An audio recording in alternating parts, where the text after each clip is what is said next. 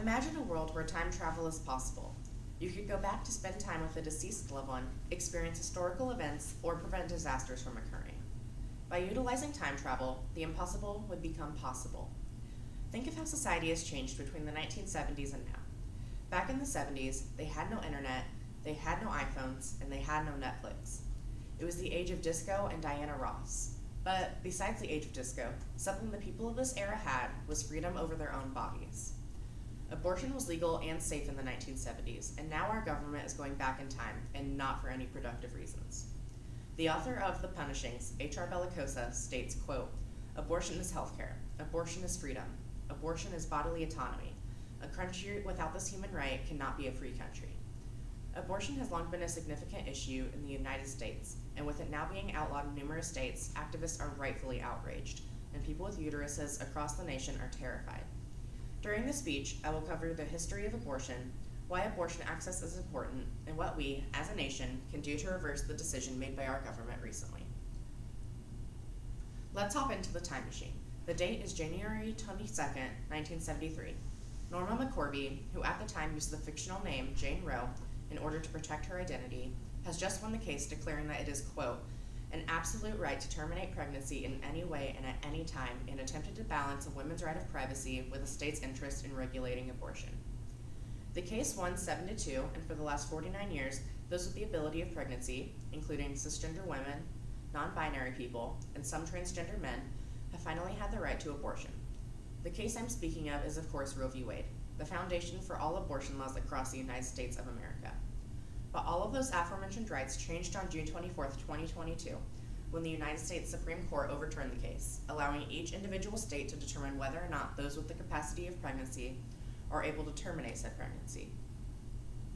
At the time of speaking, Alabama, Arizona, Arkansas, Georgia, Idaho, Indiana, Kentucky, Louisiana, Mississippi, Missouri, North Dakota, Ohio, Oklahoma, South Carolina, South Dakota, Tennessee, Texas, Utah, West Virginia, Wisconsin, and Wyoming have all outlawed abortion. Even prior to the overturn of Roe v. Wade, abortion had always been a hot topic, especially in United States politics. If you have ever taken a class similar to child development, you have probably learned about the case of Becky Bell. Becky Bell was a teenager needing an abortion in the 1980s in Indiana, as she did not feel she was ready to be a parent at 17 years old. Indiana Public Law 106 requires citizens under 18 years of age to have parental consent prior to receiving an abortion.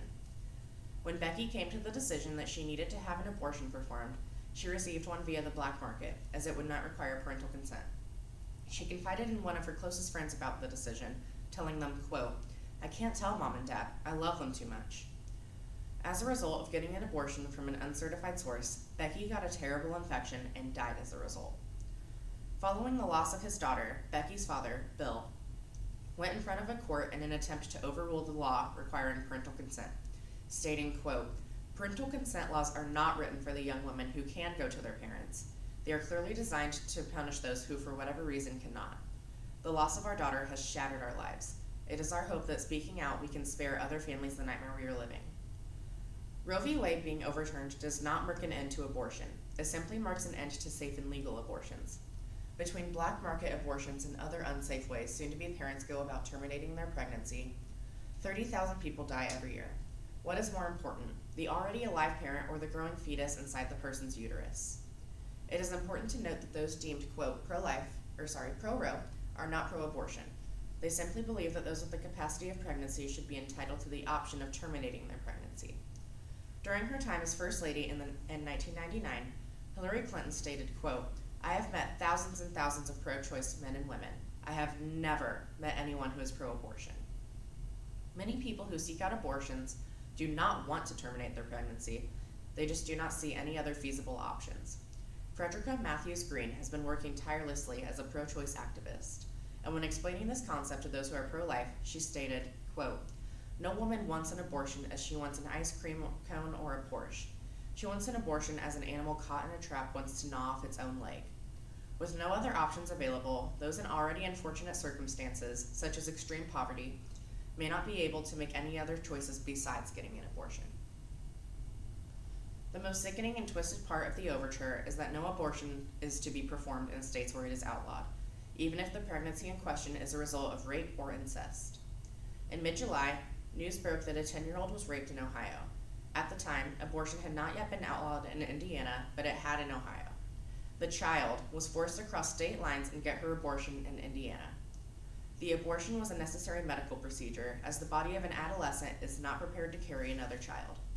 Dr. Caitlin Bernard performed the abortion, and since then she has faced extreme harassment, including by Indiana's Attorney General, Todd Rokita. In an interview with the international news organization, NPR, Bernard stated that she is worried about not only her own safety, but the safety of her family as well. Regardless of the fact that she saved the life of an already living child, those who are pro-life were furious about the fact that the fetus was aborted, ignoring the fact that the child would have faced certain death if she went through with the pregnancy. The overturn of Roe v. Wade can also prove to be a massive invasion of privacy.